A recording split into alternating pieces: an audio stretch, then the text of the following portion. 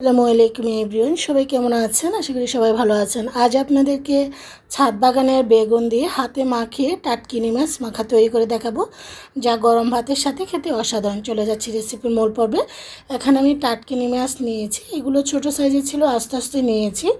ছাদ বাগানে কিছু বেগুন ছিল, সেখান থেকে বেগুন এনে টাটকিনি মাছ দিয়ে আজকে একটু পাতলা ঝোল করে চচ্চড়ির মতো করব আর কি। এখানে দিয়ে দিচ্ছি 2 চামচ লাল মরিচের গুঁড়া, 1 চামচ হলুদের গুঁড়া, স্বাদ অনুযায়ী লবণ, 1 চামচ উঁচু করে রসুন বাটা দিয়েছি। আপনার পেঁয়াজ বাটাও দিতে পারেন। এখানে আমি টোটাল হাফ কাপ পেঁয়াজ কুচানো দিয়েছি।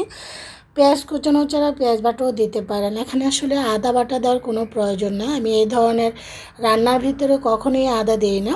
এখন ভালো করে হাত দিয়ে মাখিয়ে নিচ্ছি। তেলটা এখনও দিচ্ছি না, তেলটা দিলে অনেক হাতে লেগে যায়। এখন দিয়ে দিচ্ছি পরিমাণ মতন তেল। তেলটা দিয়ে তারপর এখানে পানি দিয়ে দিব, মাছ এবং বেগুনটা যেন সিদ্ধ হয় ঠিক ওইভাবে, তারপর যেন একটু ঝোল থাকে। এখন আমি ভালো করে নেড়ে চেড়ে পেঁচলাটা দিয়ে তারপর আমি চুলার মধ্যে বসিয়ে দিব, চুলাটা অন করে। সুস্বাদু এই বেগুন এবং টাটকিনি মাছের রান্নাটা এত মজা, গরম ভাতের সাথে বেশি করে রান্না করে রেখে দিবেন যে কোনো বক্সে, নর্মাল ফ্রিজে প্রায় 2-3 দিন থাকবে। এটা যখন ঠান্ডা হয় আপনার গরম ভাতের সাথে খেয়ে দেখবেন, খেতে কিন্তু অসাধারণ। আস্তে আস্তে কিন্তু আমার কিন্তু এই যে দেখছেন টকবগে ফুটে উঠছে, আপনাদেরকে একটু দেখাচ্ছি। ফ্লেভারটা কিন্তু দারুণ বের হচ্ছে। আসলে মাছটা একদম টাটকা ছিল, আর গাছের একেবারে কোনো রকম মেডিসিন ছাড়াই টাটকা ছিল এই বেগুনগুলো আমার এত মজা খেতে, প্রায় সময় এনে কিন্তু আমি রেসিপি করে আপনাদের সাথে শেয়ার করি।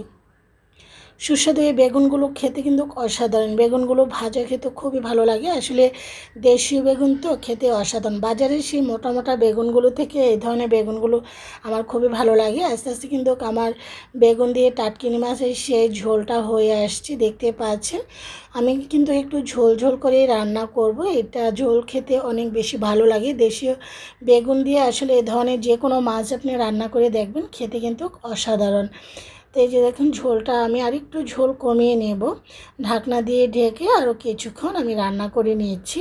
সুস্বাদু এই রান্নাটা এত সুন্দর ফ্লেভার বের হচ্ছে। আমি এখানে কিছু কাঁচামরিচ দিয়ে দিয়েছি, এগুলো ফ্রোজেন করা ছিল। আসলে বাজারে তো কাঁচামরিচের দাম বেড়ে গিয়েছে, চারদিকে যেহেতু বৃষ্টি হচ্ছে, বৃষ্টির কারণে আসলে সব শাক সবজি বলেন, কাঁচামরিচ বলেন, প্রত্যেকটা জিনিসই নষ্ট হয়ে যাচ্ছে। তো আমার ফ্রিজে অনেক আমি কাঁচামরিচ রেখে দিয়েছিলাম যেন বিপদের সময় কাজে লাগে। আসলে যে কোনো জিনিস একটু একটু ডিপ ফ্রিজে রেখে দিলে প্রয়োজনের সময় আসলে কাজে লেগেছে। আজকে আমার কাঁচামরিচগুলো কাজে লেগেছে।